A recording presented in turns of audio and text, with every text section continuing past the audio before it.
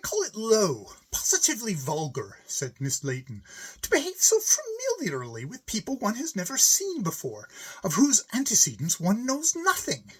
I should be very much surprised if the mob behaved in such a manner towards me. Oh!" The exclamation was induced by the actions of some young épicier, or hotel garçon, who threw a mass of confetti into her face with such violence as almost for the moment to blind her. "Ha, ha, ha!" roared Ralph Pullen with his healthy British lungs, as he saw her outraged feelings depicted in her countenance. "I thought you'd get it before long," he said, as she attempted to brush the offending paper off her mantle. "It has not altered my opinion of the indecency of the custom," she replied. "Never mind," he returned soothingly. "Here come the charrettes." They were really a charming sight. On one cart was drawn a boat, with little children dressed as fishermen and fisherwomen. Another represented a harvest field, with the tiny haymakers and reapers, whilst a third was piled with wool to represent snow, on top of which were seated 3 little girls attired as Esquimaux. The mail carts and perambulators belonging to the visitors to Heist were also well represented, and beautifully trimmed with flowers.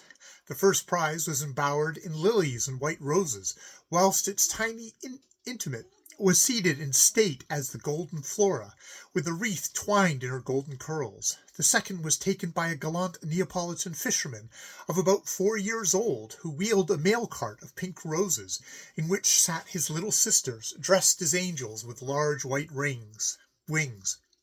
The third was a wheelbarrow, hidden in moss and narcissi, on which reposed a sleeping beauty robed in white tissue, with a cornel of forget-me-nots. Harriet Brant fell into ecstasies over everything she saw. When pleased and surprised, she expressed herself more like a child than a young woman, and became extravagant and ungovernable. She tried to kiss each baby that took part in the procession, and thrust coins into their chubby hands to buy bonbons and confetti with. Captain Pullen thought her conduct most natural and unaffected, but Miss Layton insisted that it was all put on for effect. Olga Bremont tried to put in a good word for her friend. "Harriet is very fond of children," she said, "but she has never seen any. There were no children in the convent under 10 years of age, so she does not know how to make enough of them when she meets them. She wants to kiss every one. Sometimes I tell her I think she would like to eat them, but she only means to be kind." "I am sure of that," said Captain Pullen. "But she should be told," interposed Eleanor, "that it is not the custom in civilized countries for strangers to kiss every child they meet, any more than it is to speak before being introduced, or to bestow their company where it is not desired. Miss Brant has a great deal to learn in that respect before she can enter English society." As is often the case when a woman becomes unjust in abusing another, Miss Layton made Captain Pullen say more to cover her discourtesy than, in other circumstances, he would have done. "Miss Brant," he said slowly, "is so beautiful that she will have a great deal forgiven her that would not be overlooked in a plainer woman."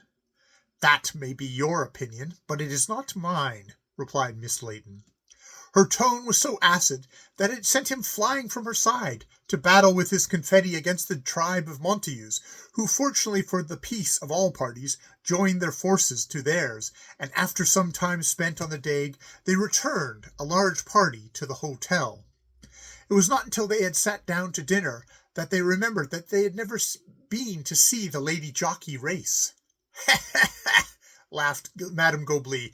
"But I did, and you lost something, I can tell you. We had great difficulty to get seats, but when we did, it was worth it. Wasn't it, Gustave?" "You said so, mein Herr," replied the Baron gravely. "And you thought so, you old rascal. Don't you tell me I saw your wicked eyes glossing at the gals with their breeches and boots. There weren't any 'orses after all, Captain Pullen, but 16 gals with different coloured jackets on, and top boots and tight white breeches. Such a sight you never saw. Gustave here did have a treat. As for Bobby, when I found we couldn't get out again because of the crowd, I tied my handkerchief over his eyes and made him put his head in my lap." "Dear, dear," cried Ralph, laughing. "Was it as bad as that, madame?" Bad, my dear boy, it was bad as it could be. It's a mercy you weren't there, or we should have had seen you home again so soon. There were 16 gals with their tight breeches and their short racing jackets, and a fat fellow dressed like a huntsman whipping them around and around the ring, as if were so much cattle. You should have seen him op when he touched 'em up with that lash of his whip. I expect they never had such a tingling since the time their mothers smacked 'em. There was a little fat one there. I wish you could have seen her. When whipped her to make her hurry, it was comical. She hopped like a kangaroo. And what was the upshot of it all? Who won? Asked Ralph. Oh, I don't know. I got Gustav out soon as I could. I wasn't going to let him spend the whole afternoon watching those gals hoppin'. There were his eyes goggling out of his head and his lips licking together as if he was sucking a sugar stick. My dear, interposed the unfortunate Baron. You go on with your dinner, Gustav, and leave me alone. I saw you. There's no more lady jockey races do you attend whilst we're in this popish country. They ain't good for you. I am very thankful that I've been saved such a dangerous experiment, said Captain Pullen. Though, if I thought you would tie your handkerchief over my eyes and put my head in your lap, madam, I should feel very tempted to try it as soon as dinner is over. Go along with you, you bad boy, chuckled the Baroness. There's something else to see this evening. They are going to have a procession of lanterns as soon as it's dark. And it is to stop in front of every hotel, added Harriet, and the landlords are going to distribute bonbons and gâteaux amongst the lantern-bearers. Oh, we must not miss that on any account, replied Captain Pullen, addressing himself to her in reply. Margaret and Eleanor thought, when the time came, that they should be able to see the procession of lanterns just as well from the balcony as when mingled with the crowd, so they brought their work and books down there, and sat with Ralph, drinking coffee and conversing of all that had occurred. The Baroness had disappeared, and Harriet Brant had apparently gone with her, a fact for which both ladies were inwardly thankful.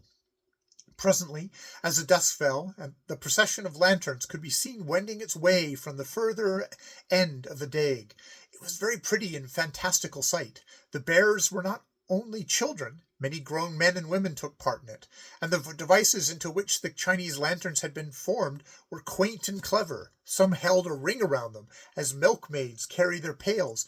Others held crosses and banners designed in tiny lanterns far above their heads. One could be seen topping all the rest, was poised like a skipping rope over the bearer's shoulders, whilst the coloured lantern swung inside it, like a row of bells. The members of the procession shouted, or sang, or danced, or walked steadily, as suited their temperaments, and came along, a merry crowd, up and down the Dague, stopping at the various hotels for largesse in the shape of cakes and sugar plums. Captain Pullen found his eyes wandering more than once in the direction of the Baroness's sitting-room, to see if he could catch a glimpse of her or her protégée, as Harriet Brant seemed now to be universally acknowledged to be. But he heard no sound, nor caught a glimpse of them, and concluded, in consequence, that they had left the hotel again. Whoever is carrying that skipping rope of lanterns seems to be in a merry mood, observed Margaret after a while, for it is jumping up and down in the most extravagant manner. She must be dancing. Do look, Eleanor. I see. I suppose this sort of childish performance amuses a childish people, but for my own part, I think once of it is quite enough, and I am thankful that we are not called upon to admire it in England. Oh, I think it is rather interesting, remarked Margaret. I only wish my dear baby had been well enough to enjoy it. How she would have screamed and cooed at those bright coloured lanterns, but when I tried to attract her attention to them just now, she only whined to be put into her cot again. How thankful I shall be to see dear Dr. Phillips tomorrow. The procession had reached the front of the hotel by this time, and halted there for refreshment. The waiters, Jules and Philippe and Henri, appeared with plates of dessert and cakes, and threw them indiscriminately among the people. One of the foremost to the jump and scramble to catch the falling sweetmeats was the girl who carried the lantern skipping rope above her head, and in whom Ralph Pullen, to astonishment, recognized Harriet Brant. There she was, fantastically dressed in a white frock and broad yellow sash, with her magnificent hair loose and wreathed with scarlet flowers. She looked amazingly handsome. like a banshee, and her appearance and an air of abandon sent the young man's blood up into his face and up to the roots of his fair hair. "Surely," exclaimed Margaret, "that is never Miss Brant." "Yes, it is," cried Harriet. "I'm having the most awful fun. Why don't you come too? I've danced the whole way up the Dagg, and it is so warm. I wish the waiters would give us something to drink. I haven't eaten so many bonbons, and I feel quite sick."